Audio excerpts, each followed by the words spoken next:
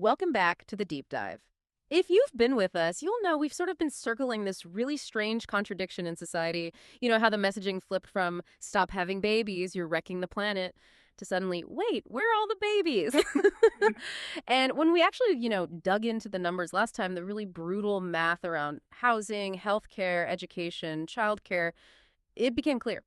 Achieving basic financial stability, forget even starting a family, it's been made structurally almost impossible for a lot of young adults today.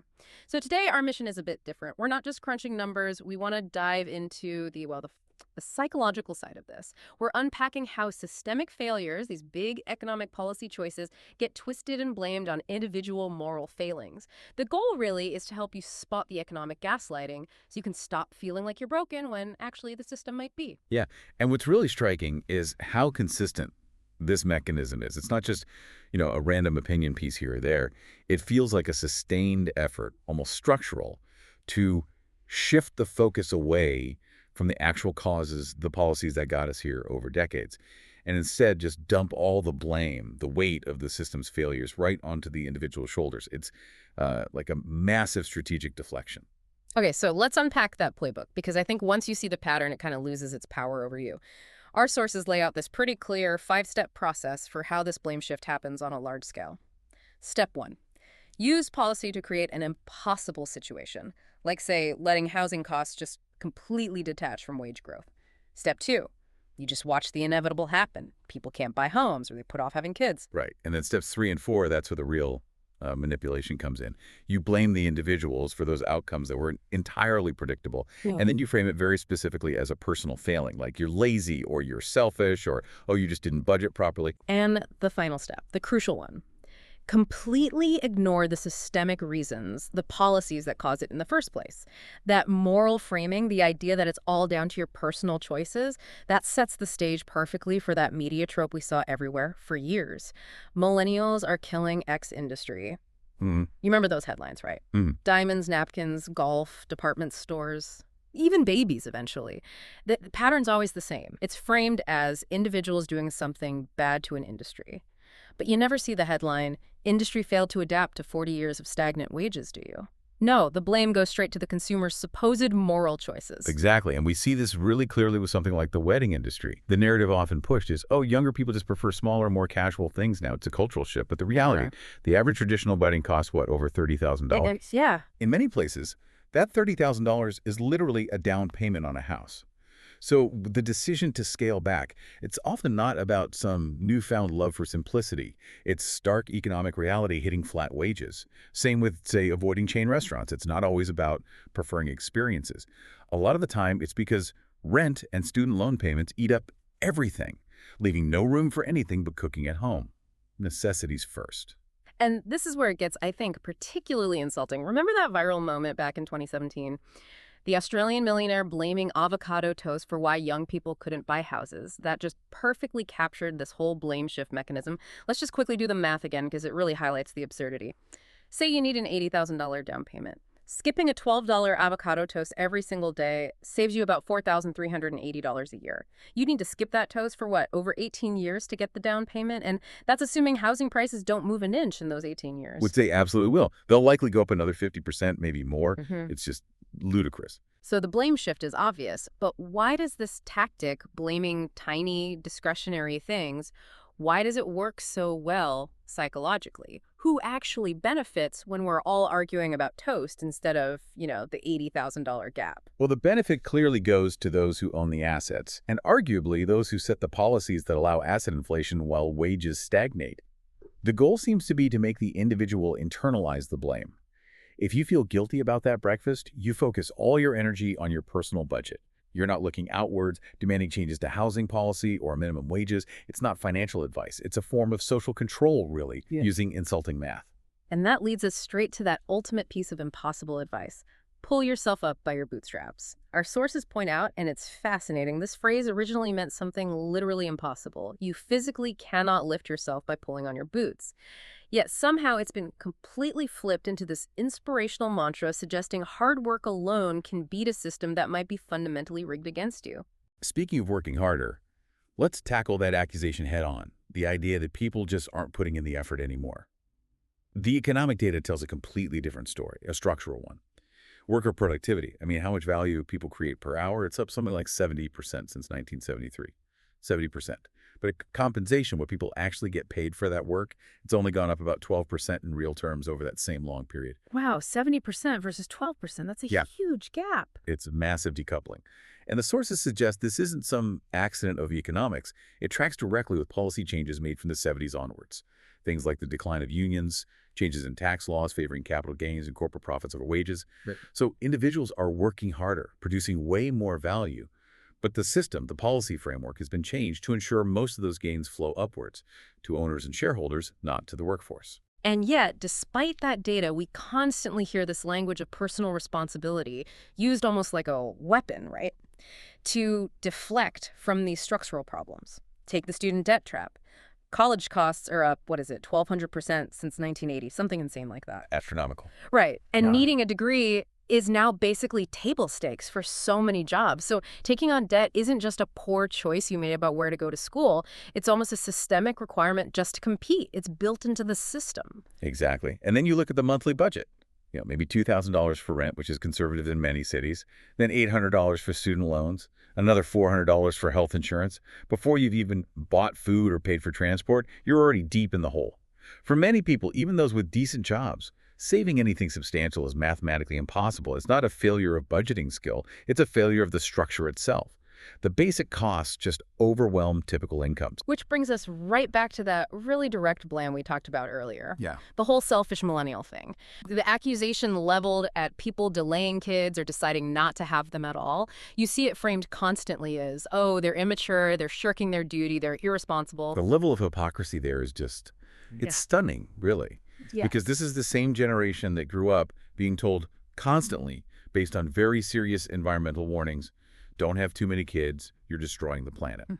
Then they get loaded up with unprecedented debt, face stagnant wages, unaffordable housing, virtually no public childcare support.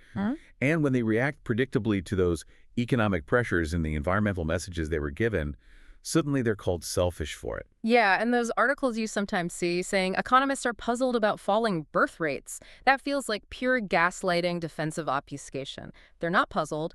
Anyone can see the reasons. Housing costs 8, 10, 12 times the average income.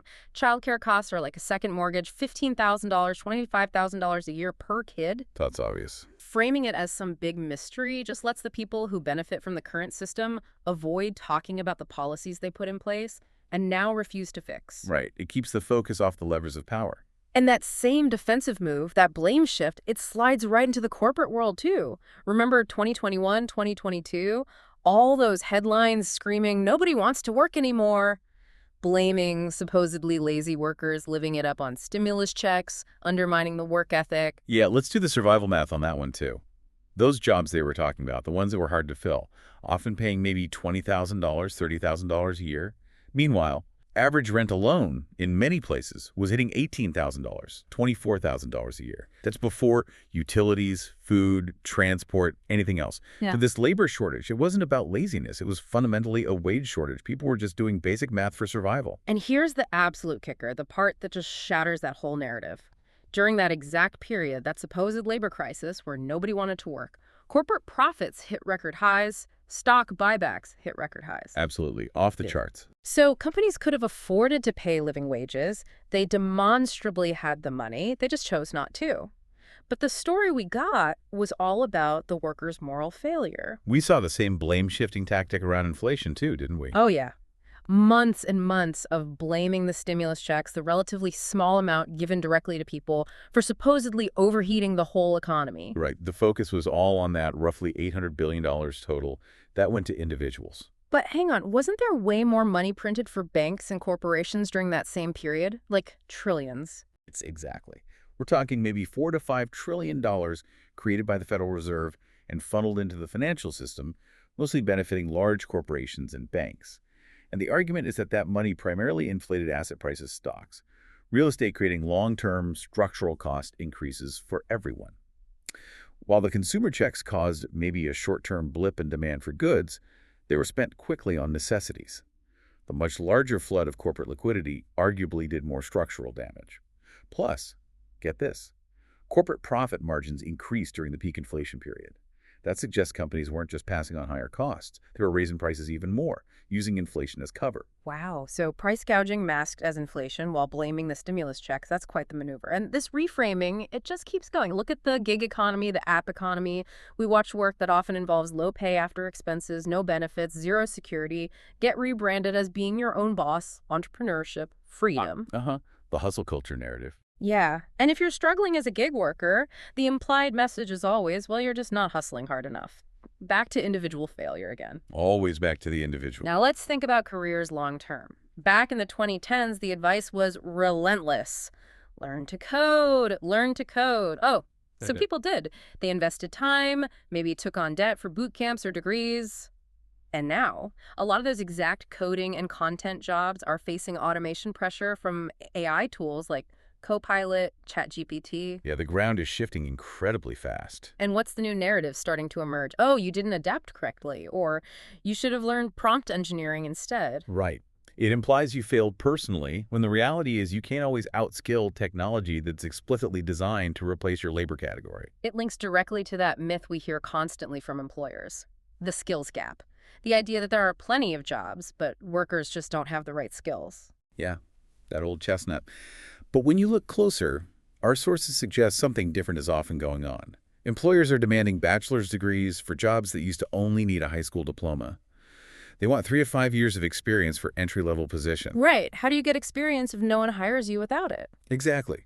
And they're often completely unwilling to invest in training new hires anymore. They want this mythical, perfect unicorn candidate ready to go on day one, usually for mediocre pay. Then, when they can't find that unicorn, they blame a skills gap in the workforce instead of their own unrealistic demands or low wages. And all that advice about future-proofing your career against AI and robots, it feels like the ultimate impossible advice now. If your job gets automated, the narrative subtly frames it as your personal failing. You didn't upskill enough, you didn't pivot correctly, instead of acknowledging it as a massive societal challenge, a systemic failure to plan for what happens when human labor becomes widely obsolete in certain sectors. And this ties into mental health too, doesn't it? We see rising rates of anxiety, depression, particularly among younger generations, facing all this economic precarity. And the response is often framed in individual terms. You need yoga, you need therapy, practice self-care, mindfulness. Which are all good things, but But they risk medicalizing what are often perfectly normal, rational human responses to deeply abnormal, insecure, and stressful situations. Your anxiety might be a completely sane reaction to an insane economic reality. Framing it purely as your mental health issue means you are the one who needs fixing, diverting attention from fixing the structural problems causing the stress in the first place. So what seems really crucial here, the thread running through all of this, is the function of isolation. This whole blame system, this gaslighting, it works best when you feel alone in it, when you think, oh God, it's just me. I'm the only one failing, the only one who can't make the numbers work. Absolutely. Yeah. But that's why collective recognition is so incredibly powerful. Social media, despite all its issues, did allow millions of people to kind of compare notes simultaneously. That moment when countless people realize, wait a minute, you can't afford a house either. You're drowning in student debt too. You're putting off kids because of cost. That shatters the isolation, that collective realization, okay, this isn't just me. This struggle is shared. It's structural. That's the first essential step to breaking the psychological hold of the blame game. So if we boil it down, what we've seen today is that these numbers, housing up 400% relative to wages, productivity up 70%, while pay is flat. They aren't just stats. They reflect decades of conscious policy choices. That stress you feel about money, it's entirely justified by the reality of those numbers. You personally are not responsible for policies that systematically dismantled pathways to financial stability for so many. It's not on you. Precisely. And the blaming tactic, the gaslighting, it fundamentally requires your participation. It needs you to accept and internalize the guilt. When individuals, and especially when millions collectively, refuse that guilt, refuse to accept the blame for systemic failures, the narrative just loses its power. It collapses. And that's arguably why we're seeing these shifts now, increased union activity, younger generations voting differently, demanding structural change. Once you see the pattern of deflection, you're freed from carrying the weight of blame that wasn't yours to begin with. That really is the crucial takeaway, isn't it? Your struggle is real. The financial pressure is justified. And if you can't afford the traditional milestones right now, it's not a sign of personal failure. it's very likely a sign of a structural failure. The math doesn't work for millions of people, and that is not your fault. And just think about this. If the people in power, the policymakers, genuinely wanted more people to have children to stabilize the population, and they see the same birth rate data we do, they know exactly what policies work. Things like universal high-quality childcare, serious investment in affordable housing mandates, meaningful student debt relief. We see versions of these working in other wealthy nations. They could implement them. The fact that they consistently choose not to implement these known solutions, well, it does raise some pretty pointed questions about what their actual priorities are and perhaps who benefits most from maintaining the current economic situation, even with falling birth rates. That is the perfect provocative question to end on. We've mapped out the blame game today. Next time, we're going to look at exactly those solutions, what could be done but isn't. Remember what we learned. The gaslighting only has power if you let it, if you accept the blame. Thanks for diving deep with us today.